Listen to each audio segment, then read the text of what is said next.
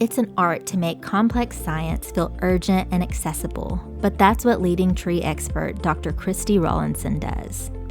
As a senior scientist leading the Forest Ecology Lab at the Morton Arboretum, Christy's research has been published in top-tier journals and cited more than 1,000 times. Her work advances our understanding of how climate change and human activity impact trees and forest ecosystems.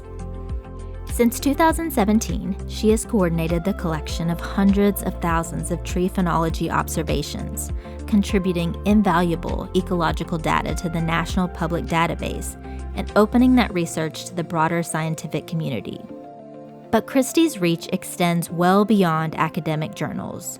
She brings the same rigor and genuine enthusiasm to social media, classrooms, and regional and national media appearances, where she demystifies climate science for all types of audiences.